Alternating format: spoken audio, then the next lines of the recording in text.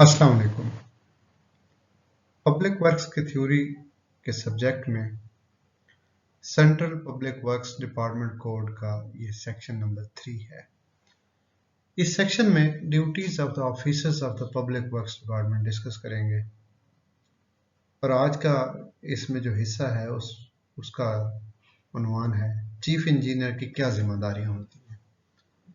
Who is the chief engineer in the public works department.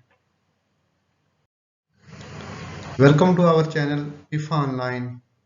आप इस channel को YouTube पे इफ़ा ऑनलाइन के नाम से सर्च कर सकते हैं। इस पर free study lectures and notes हैं इफ़ा के मुतालिक, fam, public works, fundamental rules, services rules और MCQs यहाँ पे दिए हुए हैं, तो लाजमी इसे आप सर्च करें और सब्सक्राइब करें।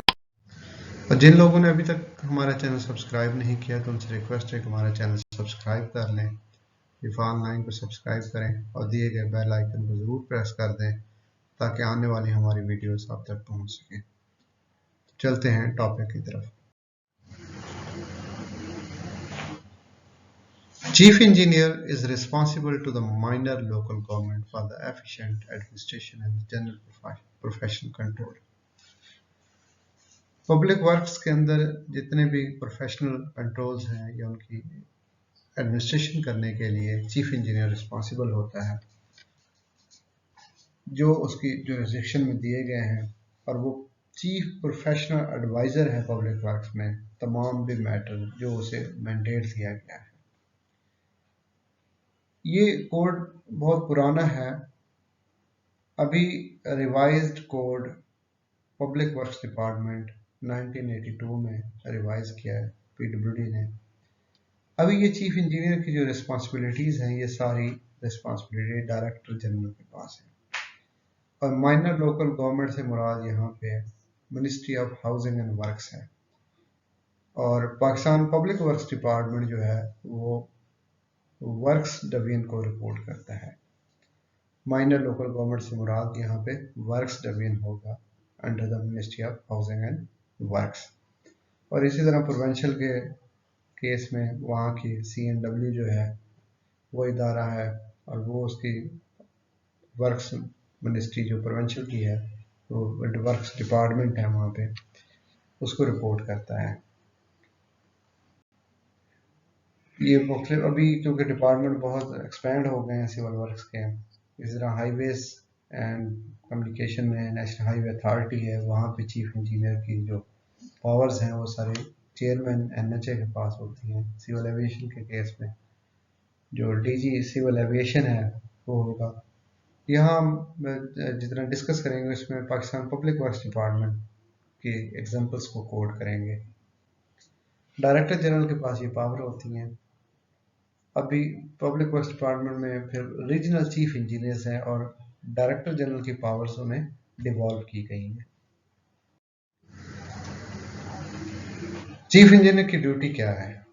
वो रिकमेंड करेगा to the minor local government, mean के ministry of housing and work को या हाउसिंग एंड वर्क्स डिपार्टमेंट को प्रोवेंशियल के केस में, for transfer and posting of the SE superintendent engineer का और डिविजनल ऑफिसर का एंड ऑफ अदर एस्टेब्लिशमेंट।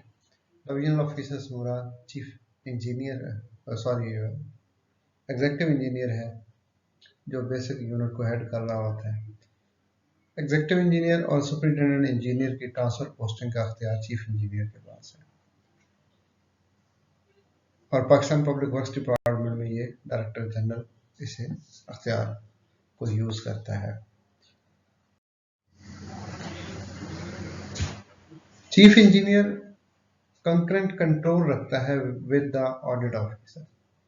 इस तरह में जैसे पिछली स्लाइड्स में बताया है, तो यहाँ ऑडिट ऑफिसर से मुराद पाकिस्तान पब्लिक वर्क्स डिपार्टमेंट की अगर बात करें हम, तो वहाँ पे डायरेक्टर बजट एंड अकाउंट्स जो कि Pakistan audit and account service का ऑफिसर होता है, उसकी असिस्टेंट से वो कंकरेंट कंट्रोल रखता है over the duties of the officers of the department in connection with the maintenance of accounts.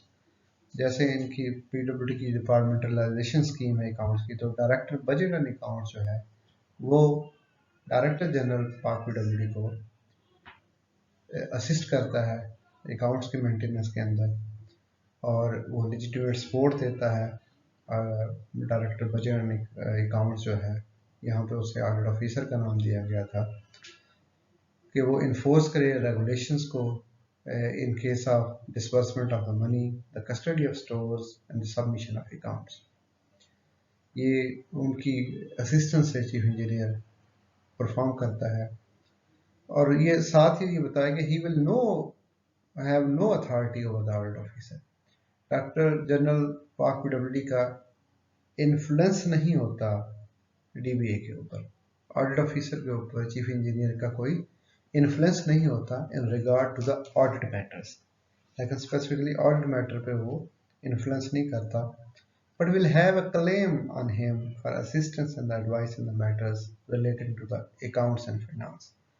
वो उसके असिस्टेंस करने के लिए उसका क्लेम बरकरार मौजूद होता है, असिस्ट करेगा, एडवाइस करेगा डीबीए या ऑडिट ऑफिसर की जो बात हो रही है अकाउंट्स और फाइनेंस के मैटर्स में। He will arrange that the audit officer is kept fully cognizant of all proceeding and the proposal to enable the chief engineer to fulfill the function। Well versant होगा, ज़ाहिर है, इसीलिए Pakistan audit and accounts का officer वहाँ पे depute होते हैं as a director budget and accounts, deputy director budget and accounts, और वो चीफ इंजीनियर को असिस्ट करेंगे। पैरा नंबर 30 में बजटिंग और एस्टिमेट्स की बात है कि वो annually portion of the budget estimate बनाएगा वर्क्स के जो उसके कंट्रोल में। जैसे कि चीफ इंजीनियर साउथ डिवीजन जो है वो साउथ रीजन का बनाएगा, chief engineer north region north का बनाएगा, जो उसका कंट्रोल और मैंडेट और जुरिस्डिक्शन होगी वो उस हिस्से का बजट एस्टिमेट बनाएगा। It will be his duty to administrate grant, जितने भी ग्रांट्स गवर्नमेंट से आएंगी, वर्क्स डिवीजन से, ministry of housing and work से आएंगी, उन्हें वो एडमिनिस्ट्रेशन करेगा उसकी, और उस पर क्लोज अपनी वॉच रखेगा, उसकी प्रोग्रेस एक्सपेंडिचर को मॉनिटर करेगा, और ये देखेगा कि कोई भी एक्सपेंडिचर लिमिट से एक्सेस ना कर जाए। जो परमिटेड वो ये परमिशन नहीं देता कि आप एक्सेस एक्सपेंडिचर करें। अगर एडिशनल फंड रिक्वायर होंगे तो फिर वो मिनिस्ट्री को एप्लीकेशन मूव करेगा कि उसके लिए किसी वर्ष के लिए बजट मजीद रिक्वायर्ड है।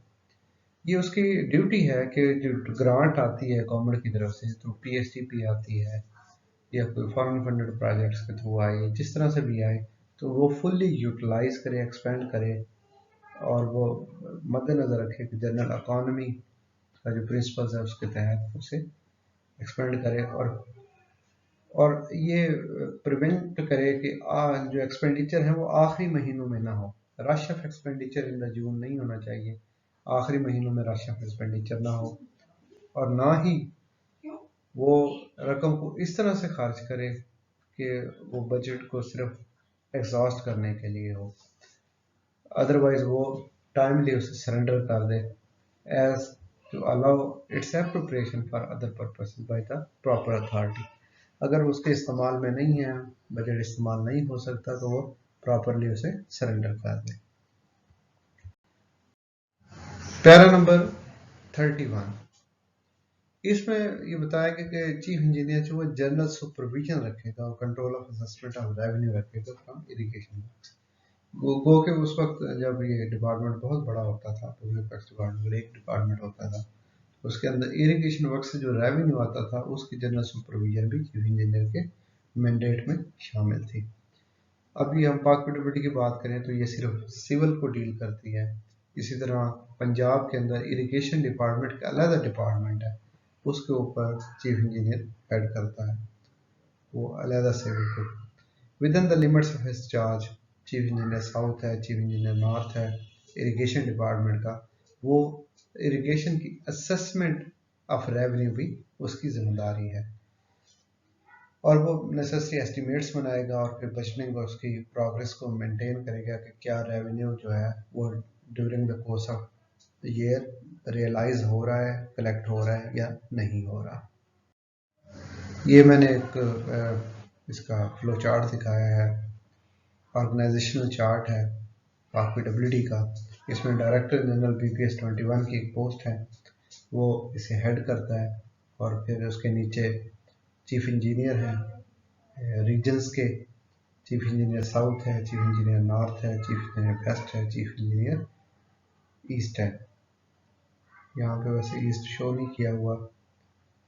तो उसके DG के नीचे एक चीफ आर्किटेक्ट होता है BPS 20 का, चीफ एडमिन ऑफिसर होता है BPS 19 का, और एक अलग चीफ इंजीनियर जो प्लानिंग के लिए काम करता है। DBA डायरेक्टली DG के अंडर है असिस्ट करने के लिए, और एक एग्जीक्यूटिव इंजीनियर है जिसको एंटी करप्शन का चार्ज दिया गया है। एक डिप्टी डायरेक्टर इंटरनल ऑडिट भी डायरेक्टर जनरल के नीचे काम करता है।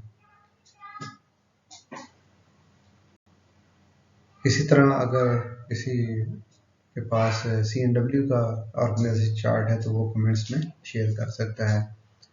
और इस चीफ इंजीनियर के रोल एंड रिस्पॉन्सिबिलिटी के हवाले से, फंक्शन के हवाले से कोई क्वेश्चन है तो कमेंट बॉक्स में ज़रूर। Thank you for watching PIFF online. Public works का नेक्स्ट जो ड्यूटी है एंड फंक्शन है उसका सुपरिटेंडेंट इंजीनियर का, वो इंशाल्लाह जल्द ही आपके साथ शेयर करेंगे।